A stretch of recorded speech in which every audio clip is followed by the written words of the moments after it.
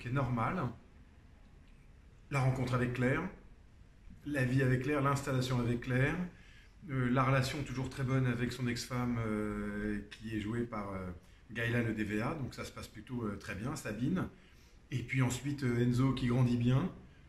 Évidemment des histoires parfois un petit peu rocambolesques, notamment une où j'étais accusé du meurtre de la nounou d'Enzo. Et puis ensuite des affaires en tant qu'avocat, donc une vie somme toute assez normale et tranquille, jusqu'à l'arrivée en tout cas de Kira. Non pas que ça a été mouvementé, mais enfin quand même un petit peu. On a accueilli Kira, donc ça a été aussi ben voilà, la famille qui s'ouvre. Et puis ensuite on termine par l'arrivée de mon frère qui vient tout perturber et m'emmener dans des terrains, des endroits que je ne soupçonnais pas, et une faiblesse, en fait, une fragilité de mon personnage face à ce frère qu'il a tant aimé, mais qu'il n'arrive pas à rejoindre et qu'il n'arrive pas à comprendre. Et donc, ce qui fait que ça m'a permis de jouer plein de choses, émotionnellement parlant, depuis le début, depuis 2 ans. Moi, je suis arrivé le 4 juillet. Et donc, ça m'a permis de vivre plein de choses. Et aujourd'hui, eh j'ai des affaires courantes à traiter. Et avec encore une nouvelle étape où j'arrive avec l'installation, mon cabinet grandit. Donc on est dans une évolution normale et je vais m'associer avec Johanna Lemeur. Et donc on va avoir plein d'affaires nouvelles à traiter et faire en sorte que notre cabinet soit le plus grand de Montpellier.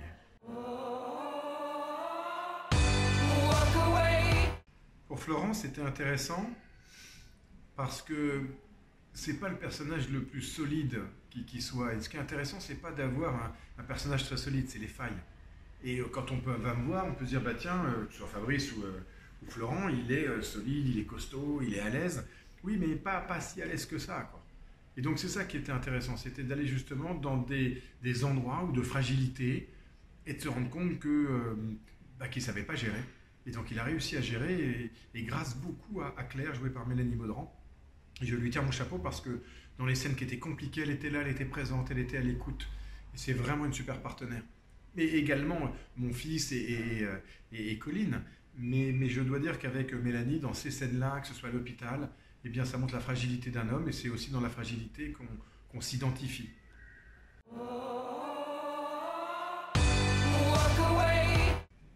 Là, j'aimerais bien me retrouver dans de la légèreté, retrouver une vieille bande de potes. Pourquoi pas de mon époque où je faisais du droit et d'aller finalement peut-être aller faire une connerie et de se retrouver confronté à qu'est-ce qu'on fait.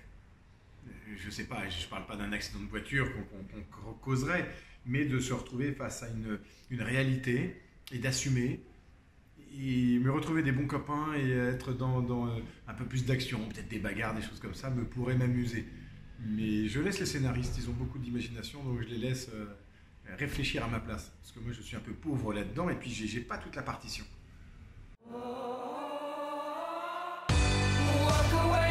Il va y avoir pas mal d'intrigues liées au fait qu'on va s'associer, mais c'est surtout est-ce que ça va être compatible entre Johanna, qui est l'avocate aux dents longues, l'avocate, je dirais, fatale, où elle est jolie, elle est pétillante, elle arrive, elle s'habille pas en Prada, mais on pourrait presque l'associer à ça. Elle a eu pas mal d'aventures, pas mal de conquêtes, elle est jolie, elle est brillante, elle est intelligente, donc elle suscite aussi beaucoup de jalousie.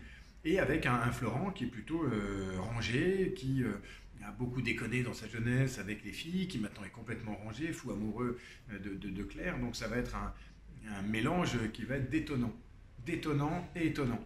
Donc qu'est-ce que ça va donner ? C'est ça qu'on va découvrir. Est-ce que ça va bien se passer, pas bien se passer ? Mais j'ai quand même assez confiance et je pense que ça va plutôt bien se passer.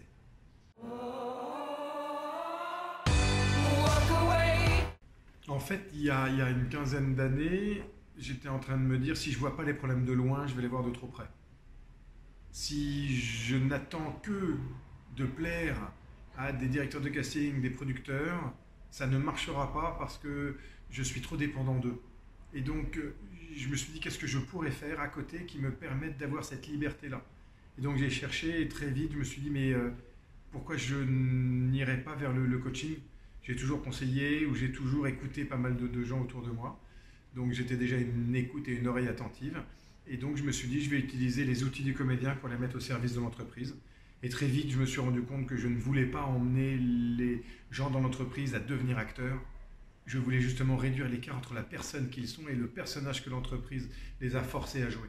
Donc réduire cet écart-là. Et donc c'est ce que j'ai fait. J'ai monté Moteur Action il y a une dizaine d'années.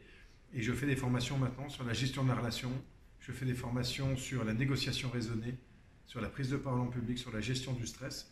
Et je dis parfois en arrivant, enfin je le dis même souvent, ne voyez pas l'acteur. Je ne veux pas vous transformer en acteur. Vous voyez vraiment le coach ou celui qui va vous aider à réfléchir autrement. C'est ça que je ne vous apprends rien que vous ne sachiez déjà. J'ai juste envie que vous puissiez justement réduire cet écart-là et être plus vous-même. Voilà, donc je jongle entre cette casquette-là qui me permet d'avoir la liberté. Je pourrais arrêter un si grand soleil, je ne suis pas dépendant de production.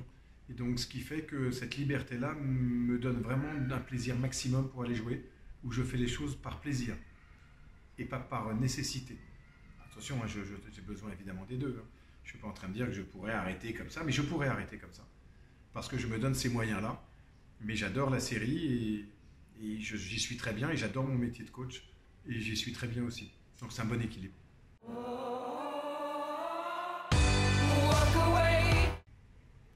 Attendre, parce qu'il n'y a pas d'autre choix que d'attendre dans notre métier, savoir si on propose d'autres rôles. Donc là, avis au producteur, avis au réalisateur, est-ce que vous voulez me faire tourner? Est-ce que vous voulez faire tourner un acteur qui joue dans un si grand soleil? Parfois, il y a encore ces phrases ou ces clivages, on va dire « Ah non, il joue dans un si grand soleil ». Libre à eux. Mais je vous disais tout à l'heure, je n'ai pas la main là-dessus.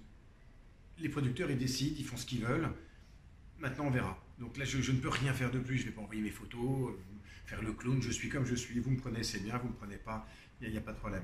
Et à côté de ça, écrire des projets perso qui vont m'emmener justement dans une espèce de road movie qui va m'embarquer un peu dans toute la France à la recherche d'un tueur en série et un flic, un gendarme qui a perdu la mémoire et qui essaye de la retrouver en étant accompagné par un caméraman qui va filmer justement toute son enquête. Et le caméraman va l'aider justement à recouvrer la mémoire.